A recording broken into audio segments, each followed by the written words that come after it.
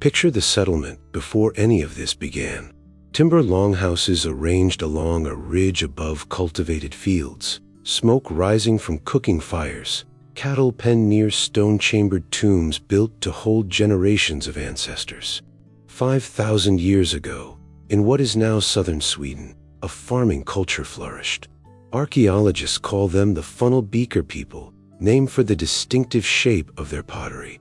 They had cleared forests, built megalithic tombs, and established a network of settlements that stretched across Scandinavia and into northern Europe. Their population had grown steadily for over 1,000 years, supported by an agricultural system imported from the south and adapted to the colder climate of the Baltic region. Then, within a span of a few generations, perhaps less than a single human lifetime, it collapsed. The scale of that collapse only became clear through decades of patient archaeological survey. Site after site, once occupied continuously for centuries, showed the same pattern: construction and expansion, followed by an abrupt final layer of occupation, followed by nothing. No gradual decline in artifact density that would suggest slow depopulation. No evidence of destruction by fire or weapon at the scale required to explain regional collapse through warfare alone. Just an ending, repeated across hundreds of kilometers at roughly the same point in time. For decades, the leading explanation was climate change, or perhaps warfare with incoming groups from the eastern steppe. The archaeological signature seemed consistent with sudden abandonment, the same evidence that turns up when a population dies out too quickly to bury its dead through normal channels. But there was no clear evidence of mass violence. No cut marks on bones in the numbers you would expect from systematic warfare. No burned settlements at the scale required to explain a continent-wide decline. The answer, when it came, arrived from a laboratory rather than an excavation site. In 2018, a team of geneticists sequencing DNA from Neolithic skeletons found something unexpected embedded in the dental pulp of a woman buried in what is now Sweden. Yersinia pestis, the same bacterium responsible for the Black Death that would kill a third of medieval Europe more than 3,000 years later. This was, at the time of discovery, the oldest confirmed strain of plague ever found in human remains. It predated every previously known outbreak by over 1,000 years. The strain lacked a specific genetic mutation that later plague strains would use to spread efficiently through flea bites, which meant this early plague likely did not move the way the medieval Black Death did. It may have spread through direct contact, through respiratory transmission, or through routes researchers are still working to reconstruct. What it could do, apparently, was kill. The timing lines up with unsettling precision. The genetic date for this plague strain falls within the exact window when funnel Beaker settlements across Scandinavia and Central Europe began disappearing from the archaeological record. Population models built from radiocarbon-dated sites show a decline of as much as 60% across parts of Northern Europe during this period, a collapse on a scale that dwarfs anything attributable to normal mortality or gradual climate pressure. Further sequencing efforts have since found additional Neolithic plague strains across sites in the Baltic and Central Europe, suggesting this was not an isolated case. Rather than representing an isolated event, these discoveries may reflect a broader series of disease episodes that affected early farming societies. Some researchers suggest that the rise of large Neolithic settlements, communities that sometimes included thousands of residents, an unprecedented scale for their era, especially the vast proto-urban sites identified in present-day Ukraine and Moldova, created environmental conditions that allowed an unfamiliar infectious disease to circulate more efficiently among populations with little previous exposure. From an evolutionary perspective, permanent, densely populated settlements marked a major shift in human history. Living in close proximity, keeping domesticated animals nearby, storing large quantities of grain that attracted rodents, and concentrating daily activities within limited spaces all introduced new ecological conditions. Today, these same factors are recognized as circumstances that can encourage the spread of infectious illnesses, and archaeological evidence suggests they appeared together during the same period in which this ancient bacterial strain emerged. Scientific studies have provided additional clues. Strontium isotope analysis of teeth from individuals found in Scandinavian archaeological sites indicates that some people grew up locally, while others originated from different regions. This evidence points to regular movement and interaction between distant communities through family connections, exchange networks, and seasonal travel. Such connections may also have allowed infectious diseases to move gradually from one settlement to another. The geographical distribution of these findings suggests that the phenomenon was unlikely to have been limited to a single community. Instead, it appears to reflect a network of connected settlements where people regularly visited relatives, exchanged goods, participated in ceremonies, and maintained social ties. Every journey created another opportunity for illnesses to reach new populations, extending their range far beyond a single village. The collapse was not confined to Scandinavia. Population models built from radiocarbon dates across the British Isles show a similarly dramatic decline beginning around the same broad period, a drop so steep that some researchers have proposed it as evidence of a pan-European phenomenon rather than a series of unconnected regional crises. Whether the same plague strain reached that far west remains unconfirmed. No matching genetic evidence has yet been recovered from British sites. But the synchronicity of decline across such a wide geographic area has kept the question open and kept researchers searching new sites for confirmation. Not every archaeologist agrees that plague alone explains the funnel Beaker collapse. Critics point out that the genetic evidence, while striking, comes from a relatively small number of sequenced individuals across a handful of sites, and that correlation between a disease's genetic timeline and a population's archaeological decline is not, on its own, the same as rigorous proof of causation. Climate stress, soil exhaustion from centuries of continuous cultivation, and social disruption may have compounded whatever route disease played, creating a collapse driven by multiple failures happening at once rather than a single epidemic sweeping cleanly through an otherwise stable population in isolation. The broader academic debate over what researchers now sometimes call the Neolithic decline continues to evolve year by year as more ancient genomes are sequenced from sites across Europe.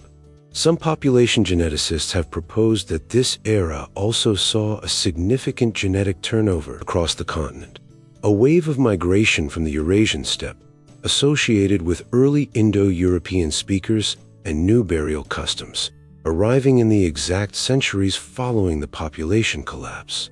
Whether that migration was a cause of the decline, a consequence of it, or simply an unrelated event that happened to follow a demographic vacuum left behind by disease remains one of the most actively contested questions in European prehistory. One that new genome sequencing projects announced every year continue to chip away at without yet producing a final answer either side considers settled. What nobody disputes any longer is that plague was present in Scandinavia at exactly the moment it was needed to be there for the epidemic theory to hold, a level of certainty that simply did not exist before ancient DNA sequencing became possible. What remains is this: a 5,000-year-old strain of the deadliest bacterium in human history, found in the teeth of a woman whose entire world was, within a few generations, gone. She could not have known what killed her community. She left no written account, no prayer, no plea to any god for the epidemic to end. Her culture left no writing at all. The only record of what happened to her people is written in bone, and it took modern science 5,000 years to learn how to read it. We are only now beginning to. Imagine a city rising out of raw desert in the span of a few short years. Wide avenues laid out on virgin ground, a great temple open to the sun with no roof to block the god it worshipped, workshops, granaries, and villas built for a court transplanted wholesale from the old capital at Thebes. 14th century BCE, Egypt, under Pharaoh Akhenaten, was in the middle of one of the strangest religious upheavals in ancient history. Akhenaten had abandoned Egypt's traditional pantheon, elevated a single sun-disk deity, the Aten, above all others, and constructed an entirely new capital city, Akhetaten, in the desert, modern Amarna. Inscriptions carved into boundary stele around the city describe it as a place chosen by the god himself, untouched by any previous ruler, a blank page on which an entirely new Egypt could be written. It was meant to be a permanent monument to his new religious order. Within a generation of his death, it was abandoned, and his successors worked to erase his name from history entirely, chiseling it from monuments and omitting him from later king lists as though he had never reigned at all. Buried in the sands nearby, archaeologists uncovered a cache of diplomatic correspondence now known as the Amarna letters, clay tablets exchanging messages between Egypt and its vassal states and allied kingdoms across the ancient Near East, including Babylon, Assyria, and the Hittite Empire. Among the routine diplomacy, tribute lists, and requests for gold, a disturbing pattern emerges. Several letters, sent from rulers across Canaan and Syria, mention a pestilence sweeping through their lands. One writes that a plague has entered his house and killed his children. Another describes an epidemic so severe that it has left cities unable to defend themselves. The disease is never named. Ancient scribes had no framework for identifying pathogens the way modern medicine does. They could only describe symptoms, scale, and consequence. The ruler of Byblos writes urgently to the pharaoh, warning that the hand of the plague is in his land and asking for grain and reinforcements he clearly does not expect to arrive in time. The ruler of Alashia, likely Cyprus, apologizes for a reduced shipment of copper, explaining that the pestilence in his own land has killed too many of the workers needed to mine and smelt it, and expresses hope that the same disease has not reached Egypt. Read together. More than a dozen letters across the archive reference the same crisis in different words, from different corners of the Eastern Mediterranean world, all arriving at the Egyptian court within roughly the same span of years. What they left behind is a geographic trail of suffering stretching from Egypt's borders through the Levant and up into Anatolia, all within the same narrow window of time. That window matters. Around the same period, the Hittite Empire to the north experienced a catastrophic epidemic of its own, one so severe that it would be remembered and written about for the next 2 decades. Some historians have proposed a connection, that Egyptian prisoners of war, captured during a campaign in the region, may have carried a disease northward into Hittite territory, where it detonated into a full-scale demographic catastrophe. The theory is difficult to confirm and equally difficult to dismiss. No ancient DNA evidence has yet been recovered from Amarna period remains that definitively identifies the pathogen involved. Proposed candidates have included an early form of plague, a smallpox-like illness, or a form of tularemia, sometimes called rabbit fever, which some researchers have argued fits certain described symptoms and the pattern of transmission along military and trade routes. None has been proven. What is certain is the timing of Egypt's broader crisis. Akhenaten's reign ended in disorder. Several of his immediate successors, including his young son Tutankhamun, died after remarkably short reigns, one after only a matter of months on the throne. Modern genetic analysis of Tutankhamun's mummy, conducted using DNA extraction techniques unavailable to earlier generations of researchers, has revealed evidence of malaria alongside multiple congenital conditions consistent with generations of close-kin royal marriage, complicating any single explanation for the instability of the period. His tomb, hurried and comparatively modest compared to those of longer reigning pharaohs, has itself been read by some Egyptologists as physical evidence of a court in crisis. unable or unwilling to complete the elaborate burial preparations a king would normally receive. Whether pestilence, malaria, inbreeding, or some combination of all three, the royal family that emerged from Hittite did not survive it for long, and the coincidence of a documented regional pestilence with a dynasty in visible decline has kept the disease theory alive for decades. Excavations at Amarna have continued for over a century, and one particular find has kept the disease theory alive in recent years. A workers' cemetery on the city's outskirts, used to bury the laborers, craftsmen, and lower officials who built and maintained the capital rather than its royal family. Skeletal analysis from this cemetery shows a population with unusually high rates of trauma consistent with hard physical labor, malnutrition markers suggesting food stress during at least part of the city's occupation, and a notably young average age at death. None of this proves epidemic disease specifically.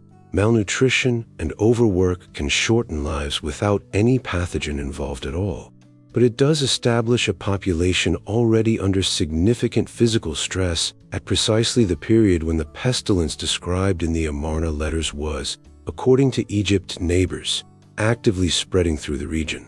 A stressed, undernourished population is, epidemiologically speaking, exactly the kind of population a new pathogen finds easiest to devastate. Hittite itself, the city built to last forever, was dismantled within a generation, its stones repurposed for other buildings, its temples demolished, its name struck from king lists so thoroughly that European archaeologists of the 19th century had to rediscover the site essentially from scratch, with no ancient text pointing the way.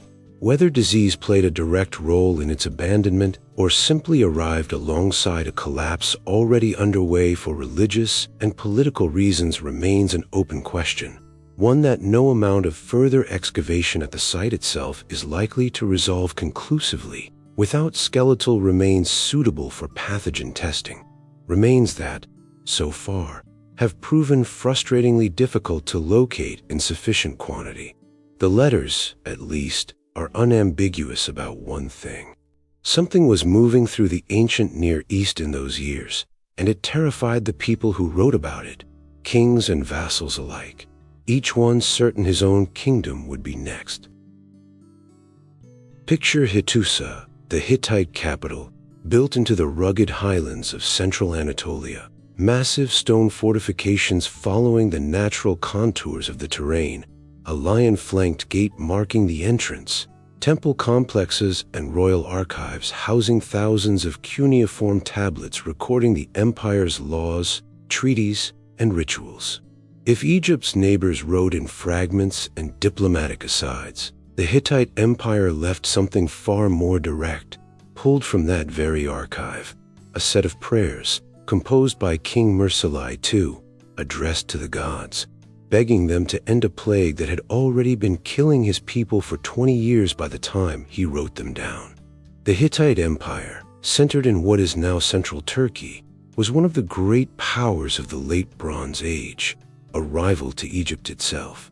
The plague that struck it began during the reign of Mursalai's father, Suppiluliuma I, and it did not relent. It killed soldiers. It killed priests.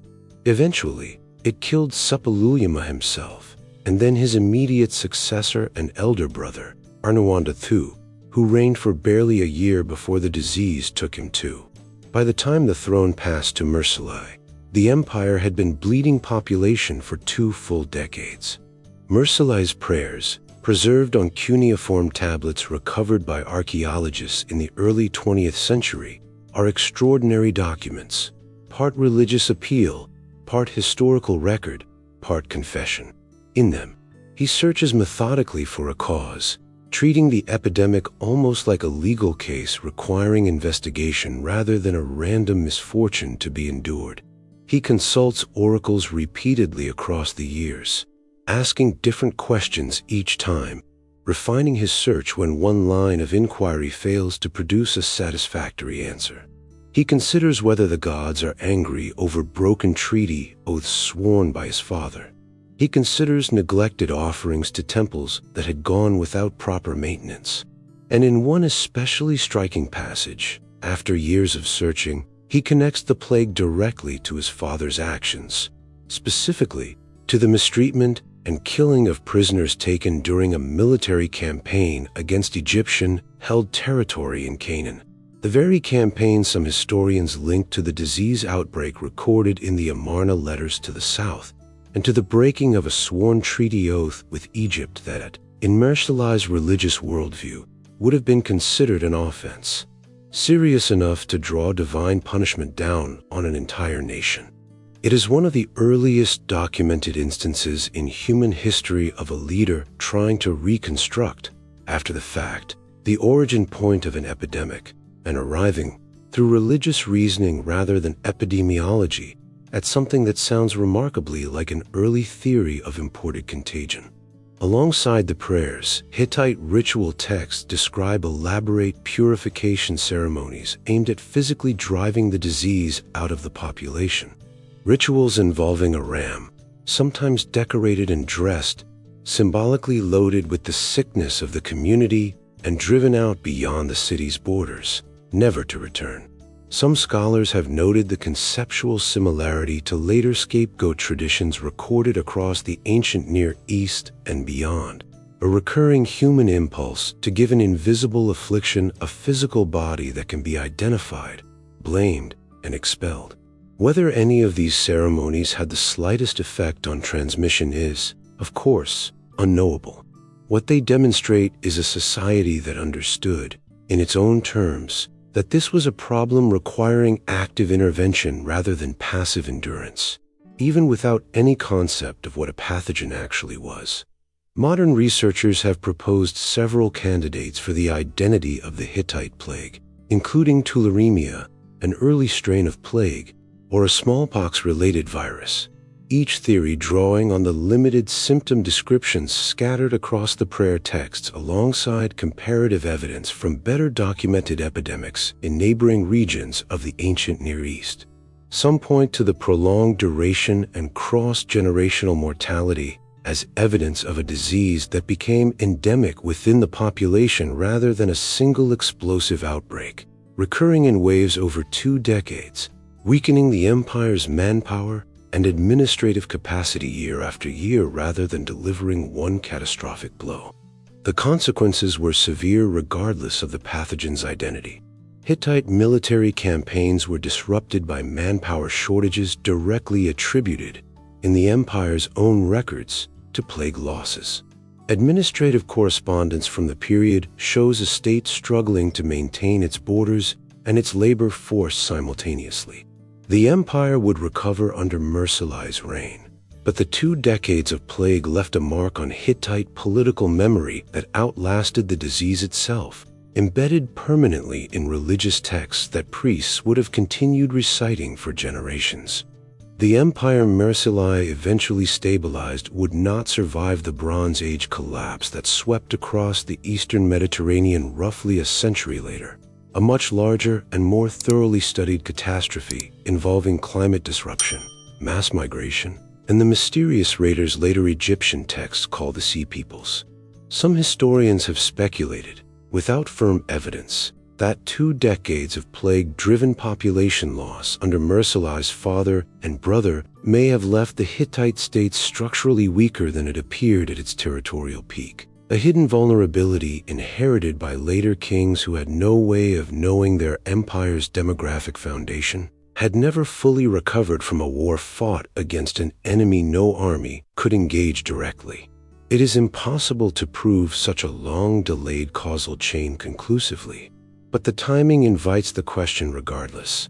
How much of a civilization's eventual collapse can be traced back to wounds inflicted generations before, wounds the society believed it had already survived? No skeletal remains definitively linked to the Hittite plague have yielded pathogen DNA, in part because the exact burial practices and locations used during the epidemic's peak years remain poorly understood, and in part because Anatolian soil chemistry has proven less forgiving to ancient genetic material than the conditions that preserved the Scandinavian plague genome. The evidence remains entirely textual, a king's prayers, recited perhaps for generations by priests who never fully understood what they were asking the gods to take away, written in an attempt to make sense of 2 decades of death, still asking questions that modern science has not fully answered 33 centuries later. 430 years before the Common Era, Athens was at war with Sparta, locked in the opening years of the Peloponnesian War, and the city's strategy under Pericles involved retreating the rural population behind Athens's fortified walls while the navy harassed Spartan territory by sea. It was a sound military strategy. It was also, unintentionally, an ideal setup for an epidemic. Imagine the scene inside those walls in the second summer of the war. Farmers who had spent their entire lives on ancestral land outside the city suddenly crowded into makeshift shelters in every open space Athens had. Temple precincts, towers along the fortifications, empty lots between houses, even the long corridor of the long walls connecting the city to its port. Overcrowded, with refugees packed into every available space within the walls, sanitation collapsing under population pressure the city was never designed to hold. Athens became a container waiting for a pathogen. The disease arrived, according to the historian Plucidards, from Ethiopia, moving through Egypt and Libya before reaching the Athenian port of Piraeus and spreading into the city itself.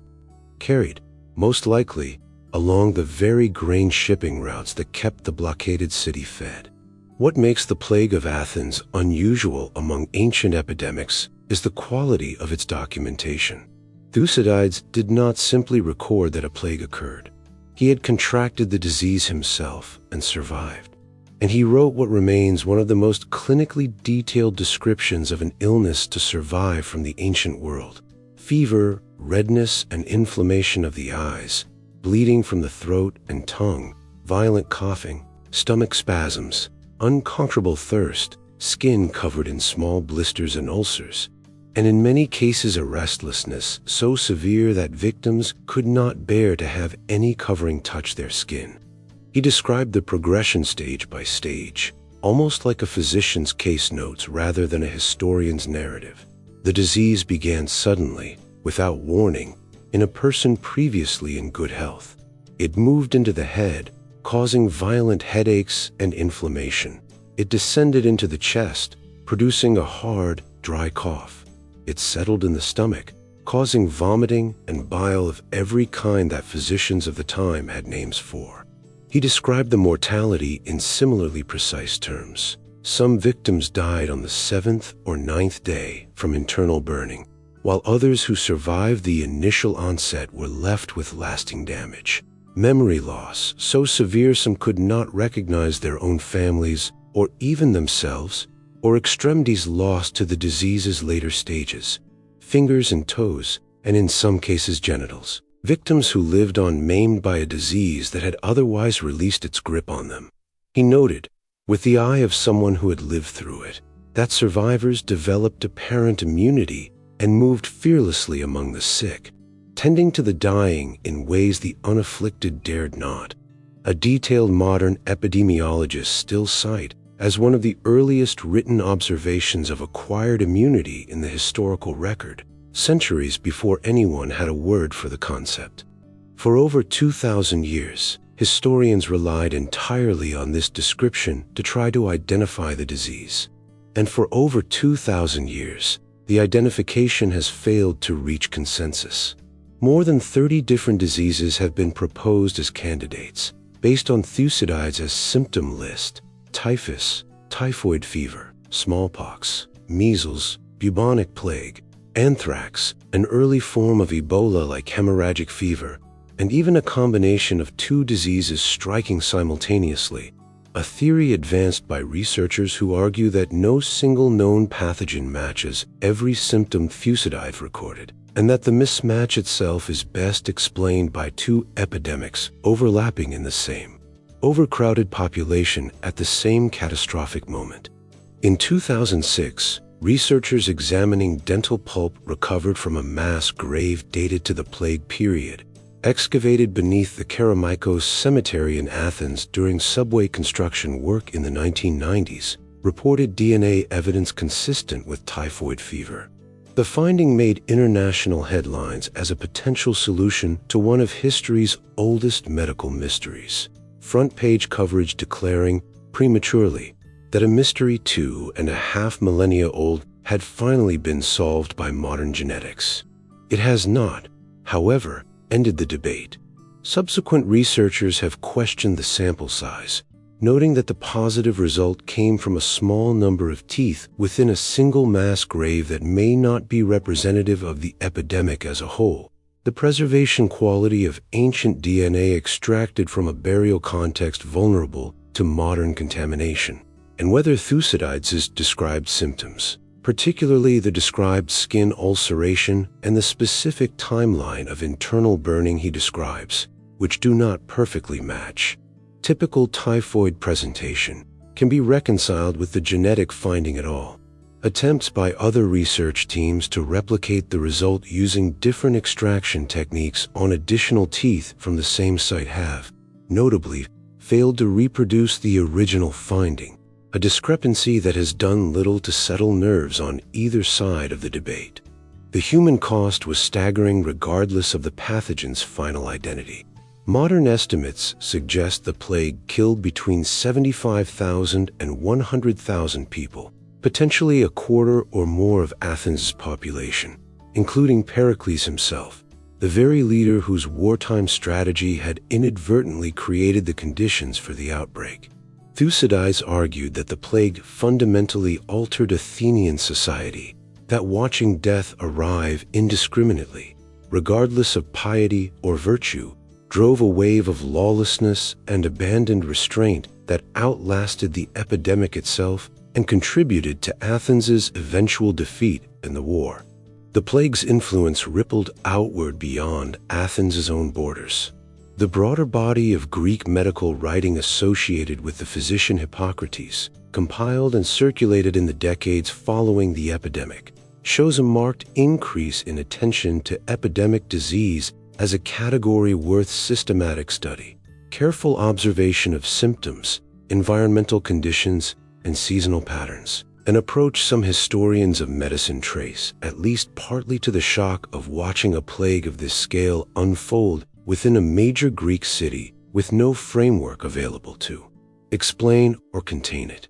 Thucydides' own methodology, his insistence on describing precisely what he witnessed rather than attributing the plague to divine anger the way most of his contemporaries did, has been credited by some scholars as an early landmark in the shift toward empirical, observation-based thinking about disease, a shift that would not fully mature into anything resembling modern medicine for another 2,000 years.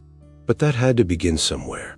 2,500 years later, the disease that reshaped the outcome of one of antiquity's defining conflicts, that killed the statesman who had shaped Athens' entire wartime strategy, that a survivor described in such careful clinical detail specifically so that future generations might recognize it if it ever returned, still does not have an agreed-upon name. Picture the legions on the march home. Dust rising along paved Roman roads that stretched from Mesopotamia to the Rhine. Soldiers moving in disciplined columns through cities that had never seen war up close. Welcomed as heroes returning from a decisive victory over Rome's oldest Eastern rival. 165 years into the Common Era, at the height of Roman imperial power, that same army carried something home with them that no general could have anticipated. The Antonine Plague, named for the imperial dynasty ruling Rome at the time, is believed to have originated during a Roman military campaign against the Parthian Empire, likely contracted during the sack of the Mesopotamian city of Seleucia, a city that, according to Roman sources, had already surrendered peacefully before Roman troops broke the terms of surrender and sacked it regardless. An act some ancient writers framed as impious and deserving of divine retribution. Soldiers returning to Roman territory across the empire's vast network of roads, the very infrastructure that had made Rome's power possible, carried the disease with them into nearly every province Rome controlled, moving faster and further than any epidemic in the ancient world had moved before. The physician Galen, one of the most influential medical writers of antiquity, directly observed cases of the disease in Rome and left behind descriptions that have allowed modern epidemiologists to narrow the range of likely candidates considerably further than is possible for most ancient epidemics. He described fever, diarrhea, pharyngitis, and, critically, a skin eruption that appeared around the 9th day of illness, often black or dark in color, sometimes accompanied by scarring in survivors. This combination of symptoms has led most modern researchers toward smallpox, or possibly measles, as the most probable identification, a rare case among ancient plagues where the surviving clinical description points toward reasonable consensus rather than open debate. Galen's own behavior during the outbreak has become a minor point of historical fascination in itself. Contemporary and later sources suggest he left Rome relatively early in the epidemic's course, retreating to his estate outside the city, a decision some ancient commentators viewed with suspicion and later historians have debated as either practical self-preservation from a man who understood contagion risk better than most of his contemporaries, or a less flattering abandonment of the sick at the height of the crisis. He returned later at the emperor's request, resuming his duties as court physician once the worst of the initial wave had passed through the capital and the immediate danger to his own household had, by his own account, subsided. Beyond the medical response, the epidemic triggered a wave of religious anxiety across the empire. Temples to Apollo, invoked as a god of both plague and healing, saw a surge in dedications and consultations. The oracle at Claros reportedly issued instructions for entire cities to erect statues to ward off the disease, instructions some communities followed with visible urgency, inscriptions and a statue basis from the period surviving as physical evidence of a population searching, much like Marcellus centuries before them, for any intervention that might make the dying stop. What remains far more contested is scale. Ancient sources, prone to rhetorical exaggeration, offer wildly inconsistent casualty figures. The historian Cassius Dio recorded a claim of up to 2,000 deaths per day in Rome at the epidemic's peak, a figure modern historians treat with significant skepticism given the practical logistics of managing mortality at that scale in an ancient city. Estimates for total mortality across the empire's roughly 15-year span of recurring outbreaks range enormously, from a relatively contained several million to catastrophic projections exceeding a quarter of the empire's entire population, a range so wide that it reflects how little direct demographic evidence survives from the period.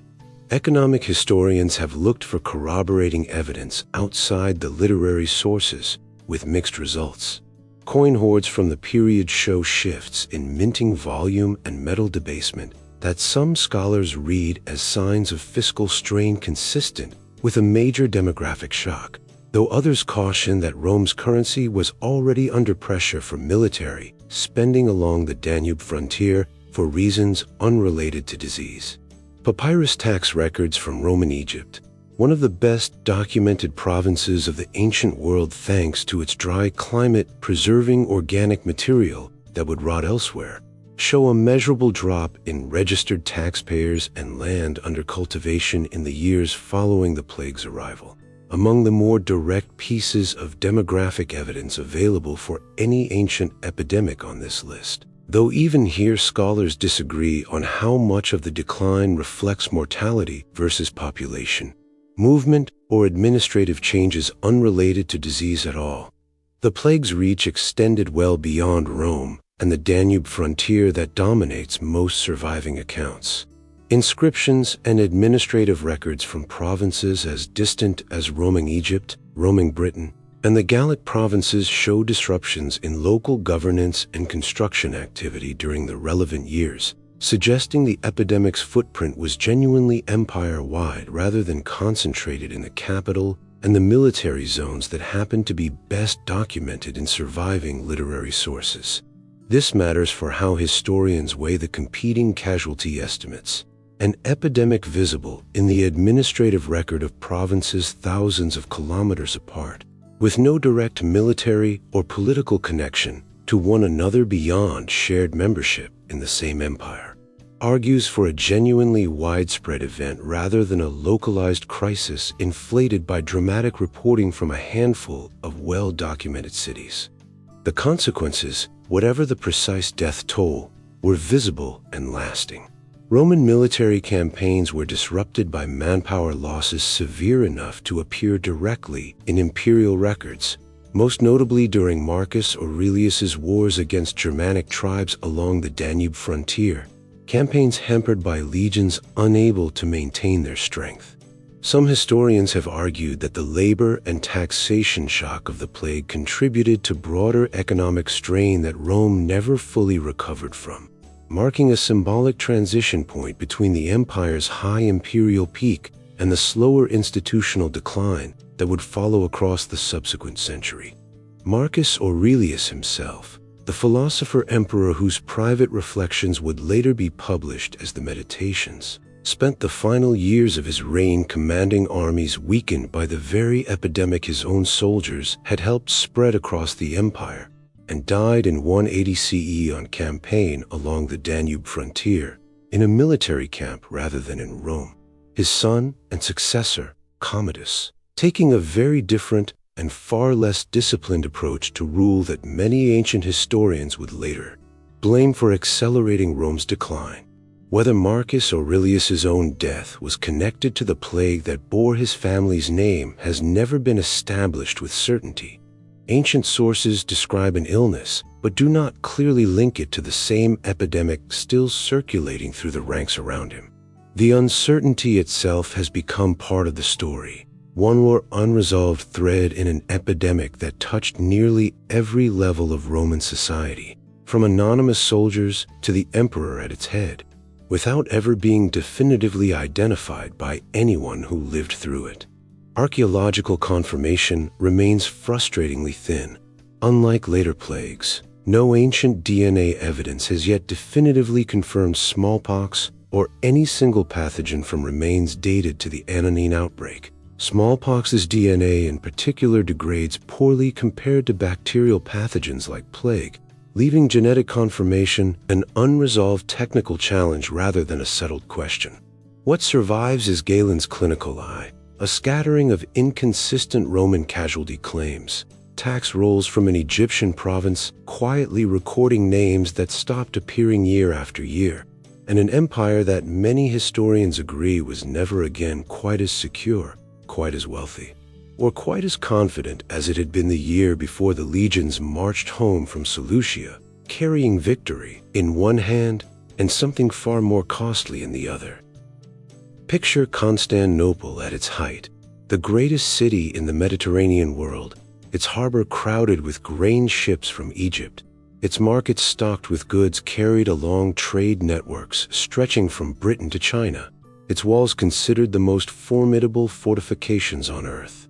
541 years into the Common Era, in the Egyptian port city of Pelusium, far to the south along one of those same grain routes that fed the imperial capital, an outbreak began that would become, by most modern estimates, the deadliest pandemic the ancient world had yet witnessed, and unlike every plague that came before it in this list, this one has since been identified with genetic certainty. The disease moved with terrifying speed, following the same maritime trade routes that had made Constantinople the wealthiest city on the continent, arriving as an unwelcome passenger on the very ships that sustained the empire. Within a year it had reached Constantinople, the capital of the Byzantine Empire, at the height of Emperor Justinian's ambitious campaign to reconquer the western territories of the old Roman Empire, an effort already stretching Byzantine resources and manpower to their limit before the plague arrived to make the burden immeasurably worse. The court historian Procopius, an eyewitness present in Constantinople during the outbreak's peak, described a city overwhelmed beyond anything in living memory, bodies piling faster than the city could bury them, mortality at its highest point reportedly reaching several thousand deaths per day within the capital alone. Ships loaded with corpses and set adrift because the cemeteries had run out of space and the roofs of the fortification towers were opened to serve as makeshift mass graves. And Justinian himself falling seriously ill before recovering, a near miss that could easily have altered the entire trajectory of Byzantine history had the emperor died alongside so many of his subjects. Contemporary accounts describe the same telltale symptom that would come to define bubonic plague across every recurrence throughout history. Painful swellings, called buboes, in the groin, armpits, and neck, followed in the most severe cases by delirium, coma, and death within days. Though some victims lingered for a week or more in a state Procopius described as suspended between life and unconsciousness. Unresponsive yet somehow not dead. Modern genetic sequencing, conducted on skeletal remains from mass burial sites linked to the outbreak, has confirmed Yersinia pestis as the causative pathogen.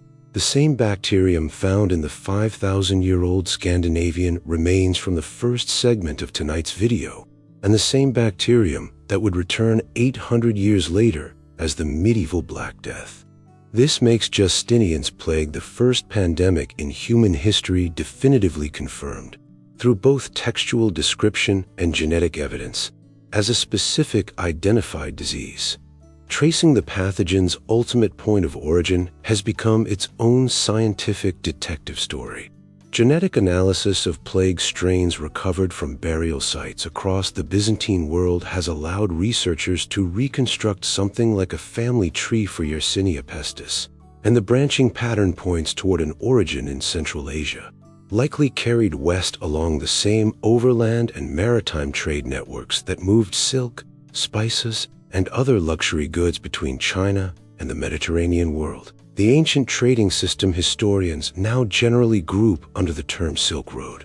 The bacterium's usual reservoir is wild rodent populations, and outbreaks in human settlements typically require a specific chain of events. Infected fleas moving from wild rodents to the black rats that thrived alongside human grain stores, and then from those rats to the humans living in close proximity to them, a chain of transmission that trade ships, carrying both grain and the rodents that infested it, were perfectly suited to complete. Confirming the pathogen, however, did not resolve every mystery. Estimates for total mortality remain in furious dispute among historians, ranging from a comparatively contained 15 to 25 million deaths across the Mediterranean world to sweeping estimates suggesting the plague, across its multiple recurring waves over 2 centuries, may have killed as much as half the population of the Byzantine Empire and severely damaged Sassanid Persia simultaneously. A range of disagreement, so vast it fundamentally changes how historians assess the plague's role in reshaping the ancient Mediterranean world. The plague did not arrive once and depart. Byzantine and other Mediterranean sources record recurring waves striking roughly every decade or so for the next 200 years, each fresh outbreak targeting a population that had partially, but never fully, recovered from the one before it, making this less a single catastrophic event than a prolonged demographic siege stretched across multiple generations, one that shaped the expectations and fatalism of everyone who lived through any part of it. A newer and more direct controversy has emerged in recent years over the plague's broader historical significance. For decades, the Plague of Justinian was taught as a civilization-altering catastrophe, one that crippled Justinian's reconquest campaign, devastated Byzantine tax revenue and military manpower, and arguably weakened the empire enough to leave it vulnerable to the Arab conquests that would sweep through its eastern territories barely a century later. More recent scholarship, drawing on pollen records, tax documents, and building activity that show less severe economic disruption than the catastrophic narrative implies, has pushed back hard against this framing, arguing that earlier historians overstated the plague's demographic and economic impact, based primarily on Procopius's dramatic eyewitness prose rather than harder archaeological evidence. The debate has practical stakes beyond academic pride. If the maximalist casualty estimates are closer to correct, the Plague of Justinian belongs alongside the medieval Black Death as one of the deadliest events in recorded human history, a demographic catastrophe on a scale that should fundamentally reshape how historians understand the transition from the ancient world to the medieval one. If the more conservative revisionist estimates are closer to correct, the plague was a serious but ultimately survivable crisis that later Byzantine and Islamic historians, along with generations of modern scholars following their lead, significantly overstated in hindsight. Ongoing archaeological work, examining burial density at cemetery sites, agricultural abandonment patterns, and the genetic diversity of plague strains recovered from different regions and different points across the pandemic's 2-century recurrence, continues to shift the evidence in one direction and then the other, without producing the kind of decisive resolution either side of the debate would prefer. The disagreement remains unresolved. What both sides agree on is the genetic fact. This was plague, confirmed beyond doubt, moving through a densely connected Mediterranean trade network with a speed and lethality that terrified everyone who witnessed it and left descriptions still read and still argued over 15 centuries later. 6 epidemics, 6,000 years. A woman in Neolithic Scandinavia whose community left no writing at all. A pharaoh's abandoned city in the Egyptian desert, its name deliberately erased by the very successors who inherited its crisis. A Hittite king searching methodically for someone to blame and finding an answer in his own father's broken promises. An Athenian historian describing his own recovery in clinical detail, determined that future generations would recognize the disease if it ever returned. A Roman army carrying something home from the edge of empire, wrapped inside a victory that cost far more than anyone in the marching column understood at the time.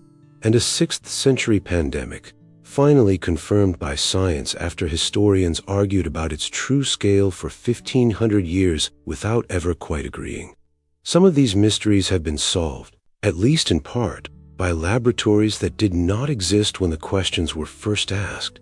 Techniques for reading genetic material out of a 5,000-year-old tooth, a technology that would have sounded like magic to every single person described in tonight's video. Others remain exactly as unresolved as they were when the last survivor wrote down what they had witnessed, sealed behind 2,500 years of uncertainty that no amount of modern instrumentation has yet managed to fully penetrate. What connects all 6 is the same unsettling truth. For most of human history, we have had almost no way of seeing the thing that was actually killing us. We saw the aftermath, the empty cities, the mass graves, the prayers written by kings who had run out of other explanations and had nowhere left to turn but the gods.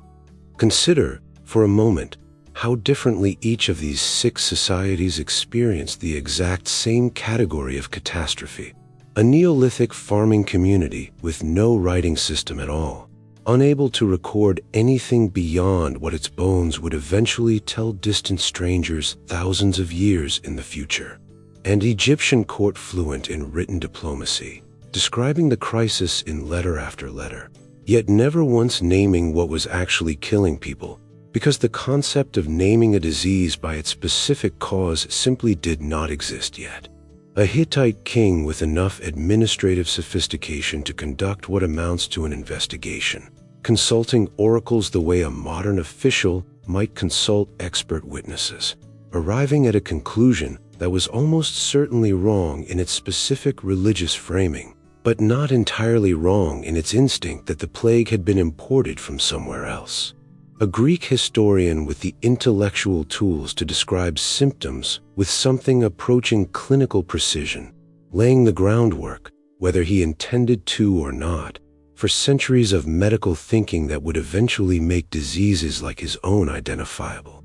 a Roman physician observing patients directly and leaving behind descriptions specific enough that modern researchers, 2,000 years later, can narrow the diagnosis to a short list of strong candidates.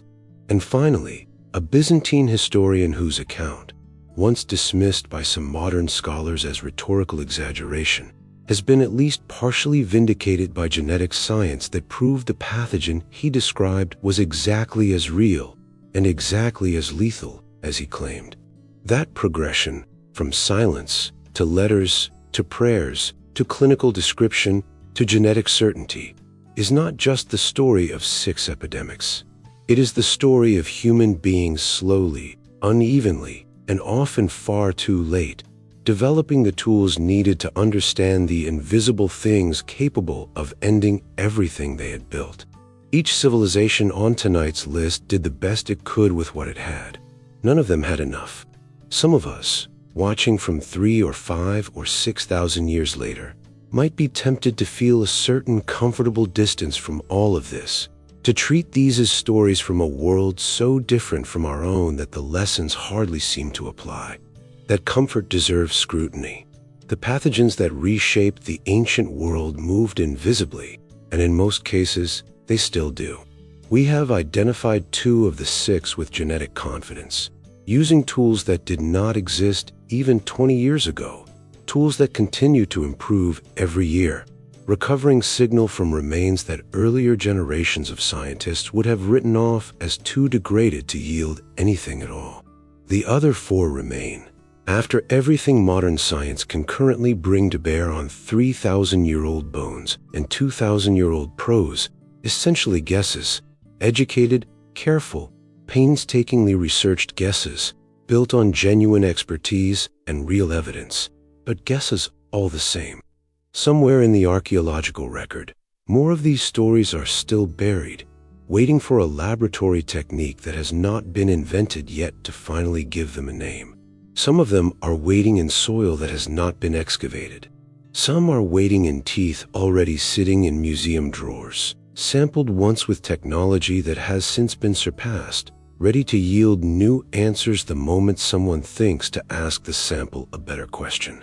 And somewhere, quietly, the same basic biological process that produced every epidemic on tonight's list is still running its ancient, indifferent course: mutation, transmission, adaptation. The same invisible mechanism that erased a Neolithic farming culture in Scandinavia 5,000 years ago, still operating today, in populations of microbes we have not yet met. None of the people described tonight knew, in any scientific sense, what was happening to them. The woman in Scandinavia had no name for what killed her neighbors. The scribes at Amarna could only describe a hand moving through the land, invisible and merciless. Mercilai could only search his own conscience and his father's broken oaths. Hittites could only watch, record, and hope someone, someday, would read his account closely enough to recognize the disease if it came again. Galen could only observe and describe. Hercopius could only count the dead and wonder if the world was ending. Each of them was doing, with the tools available to their moment in history, exactly what we are still doing now, standing at the edge of something too small to see and too large to fully comprehend, trying to write down enough detail that somebody, someday, might finally understand what actually happened.